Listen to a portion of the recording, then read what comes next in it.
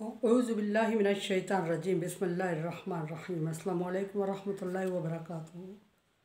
सूरह हूद है मेरे सामने और सूरह हूद की आयत नंबर 84 है, पारा नंबर 12 है और रुकू नंबर 8 शुरू हुआ है। आयत नंबर 83 में अल्लाह तबारक व तआला ने लूत अलैहिस्सलाम का किस्सा बयान फरमाया और आखिर हुआ लूत अलैहिस्सलाम की कौम की नाफरमानी पर, और फिर नाफरमानी पर अल्लाह तबारक व तआला का अज़ाब नाज़िल हुआ और अज़ाब उनका जिक्र किया गया, पत्थरों का अज़ाब था।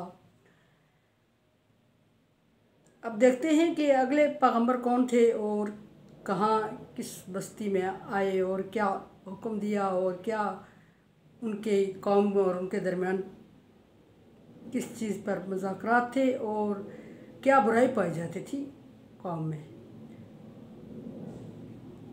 इला मदयना शुआइब अहाम शुआइब, बस्ती मदयन में हमने हज़रत शुएब अलैहिस्सलाम को भेजा। मदयन कबीला मदयन को में हमने हज़रत शुएब को भेजा। ये एक बस्ती थी जो हजाज और शाम के दरमियान वाक़ थी माआन के साथ, और इस बस्ती के रहने वालों को या इस बस्ती का नाम मदयन था, कबीला मदयन कहा जाता था। मदयन इंतहाई बुज़दिल और बेवकूफ़ और समुदियों से मिलती जुलती कौम थी, और उसमें बुराई ये पाई जाती थी कि नाप तोल में कमी बेशी करते थे। और कबीला मदयन के बारे में अल्लाह तबारक व तआला ने 30वें पारे में पूरी सूरत नाज़िल फरमाई। वैलुल लिल मुतफ़्फ़िफ़ीन, सूरह मुतफ़्फ़िफ़ीन। सूरह मुतफ़्फ़िफ़ीन में फरमाया कि बर्बादी है कम तोलने वालों के लिए, और आगे फरमाया कि जब वो ख़ुद लेते हैं किसी से तो पूरा पूरा लेते हैं और देते हैं तो उसमें कमी बेशी करते हैं।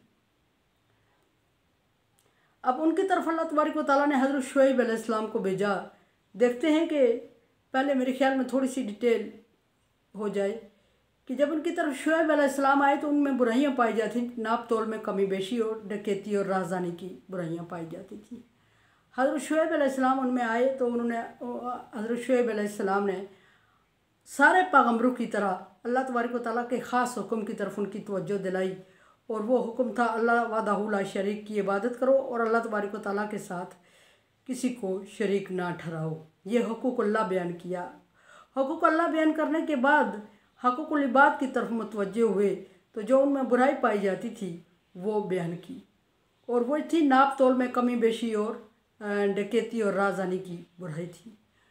और शुएब अलैहिस्सलाम चूँकि आला नस्ब के और पाकीज़ा किरदार के मालिक थे, इसलिए और अच्छे बड़े ख़ानदान से ताल्लुक़ था उनका, इसलिए यहाँ उनको नस्बी तौर पर भाई अहाम कहा गया कि सगा भाई नहीं लेकिन नस्बी भाई है, यानी एक कबीले से ताल्लुक़ रखते हो।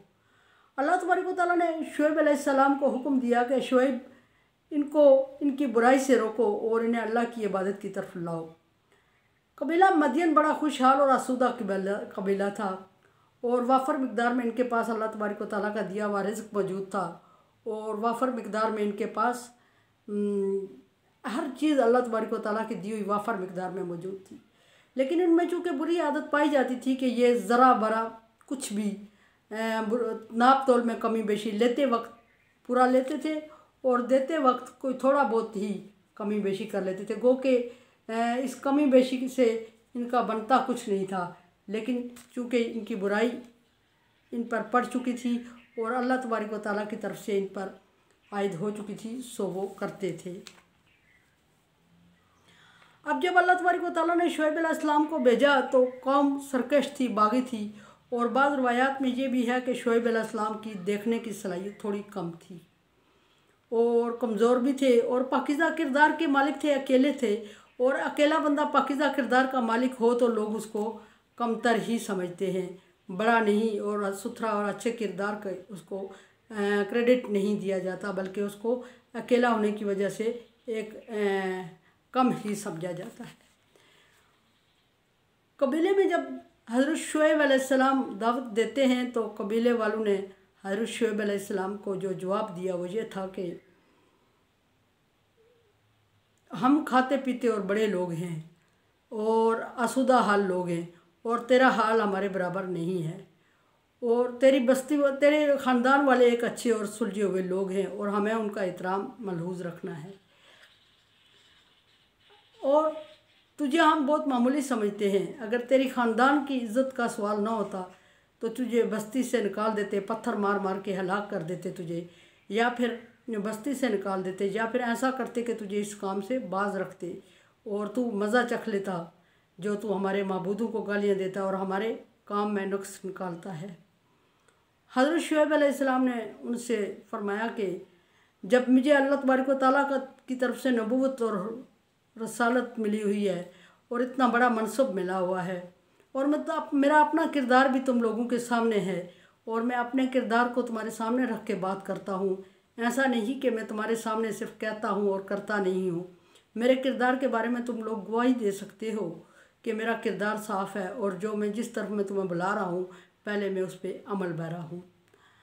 और शुएब अलैहिस्सलाम की कौम ने शुएब अलैहिस्सलाम की बात नहीं मानी और फिर उन पर अल्लाह तबारक व तआला का अज़ाब नाज़िल हुआ, और अज़ाब नाज़िल हुआ तो ऐसे करके रख दिया उनको जैसे बुने हुए चने। फरमाया कि अल्लाह तबारक व तआला ने उनसे फरमाया कि शुएब अलैहिस्सलाम से कि आप खामोश रहें और इनको दावत देते रहें दीन की तरफ, वो दीन जो अल्लाह तबारक व तआला ने आपके साथ मखसूस किया है उसकी दावत देते रहें और दावत देते रहें। और जब इन्होंने नहीं माना तो अल्लाह तबारक व तआला ने शुएब अलैहिस्सलाम उनके मानने वालों को अज़ाब से बचाया, निकाला जैसे कि हर एक पैगम्बर को निकाला, और इन लोगों को तबाह बर्बाद कर दिया। ये बस्ती मदियन का ज़िक्र हो रहा है, कबीला मदियन का ज़िक्र हो रहा है जो इंतहाई आसूदा और खुशहाल कबीला था और अल्लाह तबारक व तआला के दिए हुए तमाम एहसानात को भूल के हलाल इनके पास वाफर मिकदार में मौजूद था अगर ये हासिल करते, और हर तरफ से इनके पास अनायात थी अल्लाह ताला की, लेकिन चूँकि इनमें एक बुराई पाई जाती थी कि जब तक वो दूसरे से छीने ना किसी एक सूरत में भी, हाँ वो नाप तोल में कमी करके, हाँ वो चोरी और डकैती करके, राजधानी करके, जब तक इनको सुकून नहीं आता था और वो करते रहे इसी तरह अल्लाह तबारक व तआला के हुक्म के ख़िलाफ़ करते रहे। यहाँ फरमाया अल्लाह तबारक व तआला इला मदियन अहाम शुएबा, कबीला मदियन की तरफ, बस्ती मदियन की तरफ मैंने उनके भाई शुएब अलैहिस्सलाम को भेजा। काला या कौमी उबुदुल्लाह मा लकुम मिन इलाहिन गैरुहू, तो सारे पैगम्बरों की तरह शुएब अलैहिस्सलाम ने भी अपनी दावत व तबलीग का आगाज़ तौहीद बारी ताला से किया। अल्लाह वादा उला शरीक की इबादत की तरफ लोगों को बुलाया और अल्लाह के साथ किसी को शरीक ना ठहराने का हुक्म दिया। फरमाया कि इबुदुल्लाह, सिर्फ अल्लाह की इबादत करो, मा लकुम मिन इलाहिन गैरुहू, उसके अलावा कोई और माबूद नहीं है जिसको तुम इबादत में लाते हो या शरीक समझते हो उसके।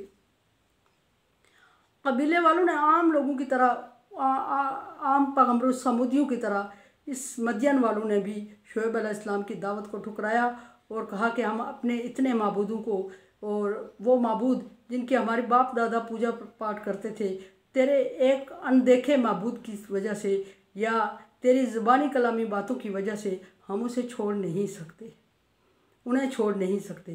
तेरा क्या ख्याल है शुएब कि क्या हम सारे अपने माबूदों को छोड़कर तेरे एक माबूद की इबादत करने में लग जाएं?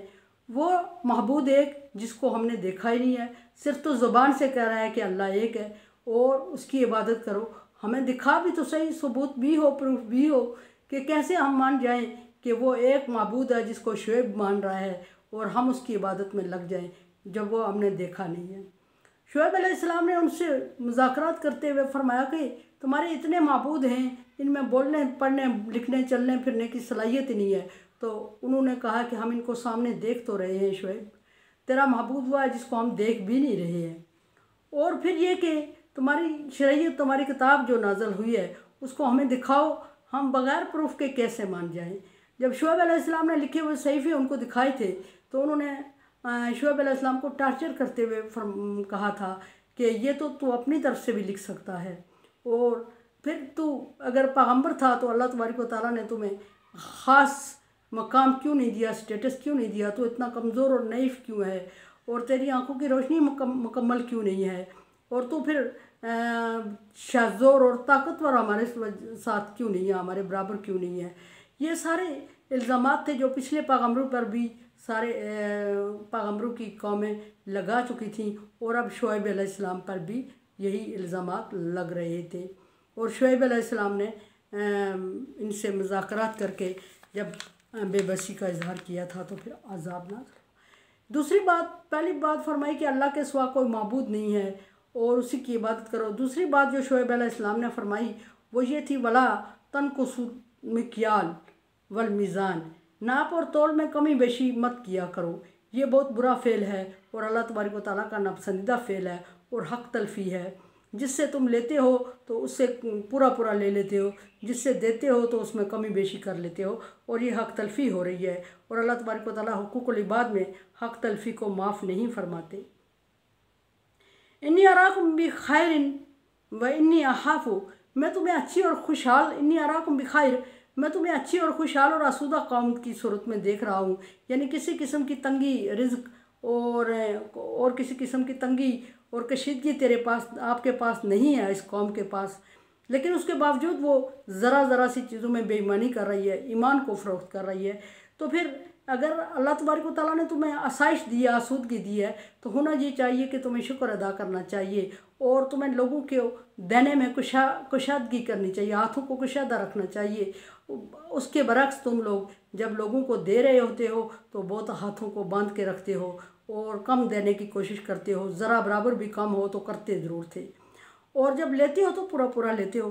तो इससे मुझे डर लग रहा है, अखाफु अलैकुम अज़ाब यौम मुहीत, कि कोई दिन ऐसा आएगा कि तुम्हारी इस बुराई की सबब तुम पर अज़ाब नाज़िल हो जाएगा। और अज़ाब रिज़्क़ की कशीदगी की सूरत में भी हो सकता था, अज़ाब सेहत की कशीदगी की सूरत में भी हो सकता था, अज़ाब पथराव और आंधी तूफ़ान भी हो सकता था। अज़ाब की जो भी किस्म अल्लाह ताला को इनके साथ सूटेबल लग रही थी, अल्लाह तबारक व तआला वही देते, क्योंकि अल्लाह तबारक व तआला ने इस कौम को दे के आज़माया हुआ था, छीन के नहीं आज़माया हुआ था। दे के आज़माने का मतलब यह है कि इनके पास में वाफर मिकदार में हर चीज़ मौजूद थी, लेकिन वो फिर भी उसमें हराम ज़रूर मिला रहे थे और हक़ तलफ़ी ज़रूर कर रहे थे। अल्लाह तबारक व तआला को ये चीज़ पसंद नहीं थी। अगली बात इंशाअल्लाह कल। मेरे चैनल को आप सब्सक्राइब कर रहे हैं, thank you so much. Like dislike as you like. मेरे लिए दुआ किया कर, ला खौफुन अलैहिम वला हुम यहज़नून, मैं कर दे अल्लाह। और कोरोना वायरस से बचने के लिए एहतियाती तदाबीर इख्तियार करें और अल्लाह ताला से दुआ मांगें कि अल्लाह ताला वबा को टाल दे हमसे और आसूदा कर दे, हमें खुशहाल कर दे। अल्लाह हाफिज़।